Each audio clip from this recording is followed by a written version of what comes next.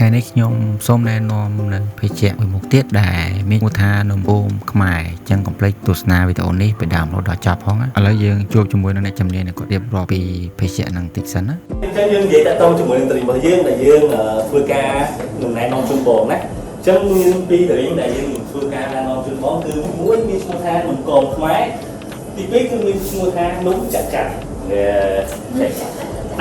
តែនំគមហើយជាមួយនំចាក់ចាក់ហ្នឹងវាជាតិឆ្ងាញ់មិនហើយនឹងអ៊ីងគ្រីឌៀនគេខ្លះនៅក្នុងហ្នឹងតោះយើងចូលទៅភេសជ្ជៈទី1អញ្ចឹងភេសជ្ជៈទី1គឺជាអ៊ីងគ្រីឌៀនរបស់នំគមខ្មែរអញ្ចឹងនំគមខ្មែររបស់យើងមានគេខ្លះបងរៀបរាប់មិញมันមានល្ងមានដូងមានស្ករត្នោតហើយអញ្ចឹងនៅក្នុងនោះគឺមានតែហោះប៉ុន្តែខ្ញុំធ្វើការឲ្យប្លែកតិចជាទូទៅជាជនខ្មែរយើងញ៉ាំនំគមទេប៉ុន្តែនេះយើងញ៉ាំនំគមជាមួយនឹងកាហ្វេបង Nice ជំរាបសួរទៅកាន់អ្នកទាំងអស់គ្នាដែលកំពុងតែទស្សនានៅវីដេអូនេះចឹងរីករាយជាមួយនឹងខ្ញុំបាននៅវីដេអូការធ្វើភេសជ្ជៈថ្មីមួយទៀតដែលតាក់ទងជាមួយនឹងនំគមរបស់ខ្មែរយើង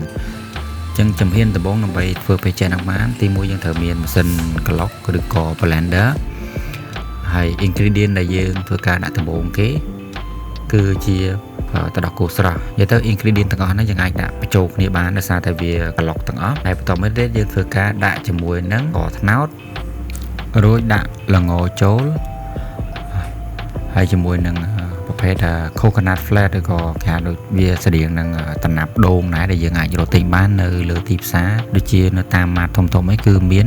ផលិតផលនេះគឺជាផលិតផលរបស់ខ្មែរយើងទេហើយបន្តមកទៀតយើងធ្វើការដាក់ Nan Dairy Creamer ដែលជាផលរបស់ក្រុមហ៊ុន iHot រួចយកភេសជ្ជៈហ្នឹងទៅក្លុកជាមួយនឹងម៉ាស៊ីនក្លុកភេសជ្ជៈរបស់យើង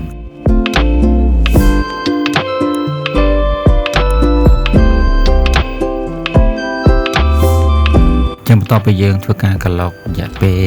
30វិនាទីជាង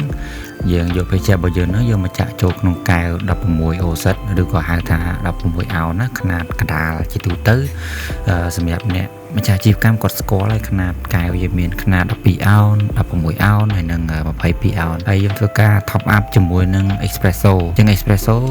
អ្នកទាំងអស់គ្នាអាចប្រើប្រាស់កាហ្វេរបស់យើងដែលយើងកំពុងតែប្រើស្រាប់នឹងបានចំនួន1 shot ឬក៏ចំណុះរបស់វាគឺ30 ml តែបើសិនជាអ្នកទាំងអស់គ្នាភ្លក់ទៅវារៀងស្ទើរទៅលើក្លិនកាហ្វេអីអាច double shot អីបានហើយបន្តមកយើងធ្វើការបាញ់ topping cream ហើយនឹងរោយជាមួយនឹងស្ករត្នោតរបស់យើងដើម្បីធ្វើការ decor វាអញ្ចឹងភេសជ្ជៈយើងគឺរួចជាការស្រេចហើយវីដេអូរបស់ខ្ញុំថ្ងៃនេះគឺមានតែប៉ុណ្្នឹងអរគុណច្រើនសម្រាប់អ្នកតាមដានវីដេអូនេះពីដើមដល់ចប់កុំភ្លេចចុច like ហើយ subscribe channel របស់ខ្ញុំផងដើម្បីទទួលបាននៅវីដេអូថ្មីអរគុណច្រើនជម្រាបលាបាយបាយ